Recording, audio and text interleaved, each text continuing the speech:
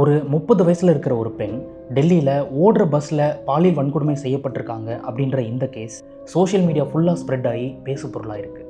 அதுவும் just time கேட்குறதுக்காக போன அவங்கள பாலியல் வன்கொடுமை செஞ்சுருக்காங்க. அந்த பஸ்ஸில் இருந்த டிரைவரும் கண்டக்டரும். என்ன நடந்தது இந்த வீடியோவில் ஃபுல்லாக பார்க்கலாம்.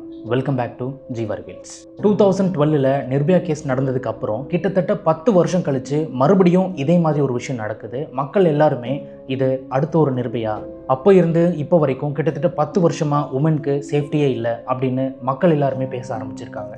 அந்த பெண் பத்தின்புரா அப்படின்ற டெல்லியில் இருக்கிற ஒரு ஏரியாவில் அவங்க ஃபேமிலியோடு இருந்திருக்காங்க. அவங்க ஹஸ்பண்டுக்கு டியூபர்குலோசிஸ், அவங்களுக்கு 3 பசங்க இருந்திருக்காங்க. திங்கக்கிழமை நைட் ஒர்க்கை முடிச்சுட்டு அவங்க லேட்டாக தான் வந்திருக்காங்க. சரஸ்வதி விகார் அப்படின்ற அந்த ஏரியாவில் பி பிளாக் அப்படின்ற பஸ் ஸ்டாண்டில் அவங்க பஸ்ஸுக்காக வெயிட் பண்ணிட்டு இருந்திருக்காங்க. பஸ் ரொம்ப நேரம் ஆகியும் வரல. அப்போது தூரத்தில் ஒரு பஸ் நின்றுட்டு இருந்திருக்கு. அது ஒரு ப்ரைவேட் பஸ். அங்கே 2 பேர் நின்றுட்டு இருந்திருக்காங்க. அவங்க கிட்ட போய் ஜஸ்ட் டைம் கேட்கலாம் அப்படின்னு அவங்க கிட்ட டைம் கேட்டிருக்காங்க. ஃபோர்ஸ்ஃபுல்லாக அவங்கள அந்த பஸ்ஸுக்குள்ளே இழுத்துட்டு போய் கிட்டத்தட்ட 2 மணி நேரம் அவங்களுக்கு பாலியல் தொந்தரவு கொடுக்கப்பட்டிருக்கு. அந்த 2 மணி நேரமும் அந்த பஸ் மூவிங்லேயே தான் இருந்திருக்கு. எந்த இடத்துலையும் ஸ்டாப் ஆகலை. 2 மணி நேரத்துக்கு அப்புறமா அந்த பொண்ணை ஒரு மெட்ரோ ஸ்டேஷனுக்கு பக்கத்தில் தூக்கி எறிஞ்சிருக்காங்க. உடல் முழுக்க காயத்தோட, பயங்கரமான வலியோட அந்த பெண் நேராக வீட்டுக்கு போகலை, போலீஸ் ஸ்டேஷனுக்கு போய் தனக்கு என்ன நடந்ததுன்னு சொல்லி கம்ப்ளைண்ட் பண்ணியிருக்காங்க. கம்ப்ளைண்ட்டை வாங்கினதுக்கப்புறம் அவங்களோட நிலைமையை பார்த்து போலீஸ் அவங்கள ஹாஸ்பிட்டல் கூப்பிட்டு போயிருக்காங்க. அங்கே அவங்களுக்கு செக்கப் நடந்திருக்கு. அப்போது ஹாஸ்பிட்டலில் அவங்கள அட்மிட் ஆக சொல்லியிருக்காங்க. ஆனால் அவங்க நான் இங்கே அட்மிட் ஆக மாட்டேன் அப்படின்னு சொல்லியிருக்காங்க. ஏன் தெரியுமா?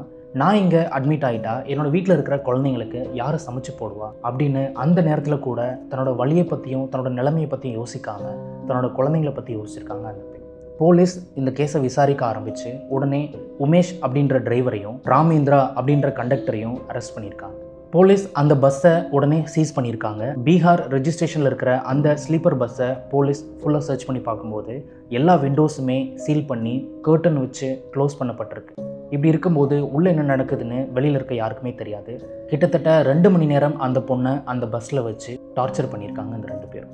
ஓடுற பஸ்ஸில் வச்சு ஒரு பொண்ணுக்கு இந்த நிலைமை ஏற்பட்டுடுச்சு அப்படின்னு நிறைய பேர் இதை பற்றி பேசினாலும் அந்த பெண் துணிச்சலாக போய் போலீஸில் கம்ப்ளைண்ட் பண்ணாங்க இல்லையா, அதை தான் இப்போ எல்லாரும் பாராட்டுறாங்க. ஆனால் அதே டைமில் பெண்களுக்கு இப்போவும் பாதுகாப்பு இல்லை அப்படின்றது தான் இப்போ இருக்கிற நிலைமை. உங்களுக்கு ஒரு விஷயம் நடக்குது, அதை எப்படி வெளியில் சொல்கிறது அப்படின்னு தயங்காமல் இமீடியட்டாக போல்டாக அதை பற்றி வெளியில் சொல்லுங்கள். அப்போ தான் இந்த மாதிரி இருக்கிற நிறைய பேர் வெளிச்சத்துக்கு வருவாங்க. இந்த வீடியோவை ஜஸ்ட் பார்த்துட்டு மட்டும் போகாமல் உங்களோட ஃப்ரெண்ட்ஸுக்கும் இதை ஷேர் பண்ணுங்கள். உங்களோட ஒப்பீனியனை கமெண்ட்டில் சொல்லுங்கள். பாய்.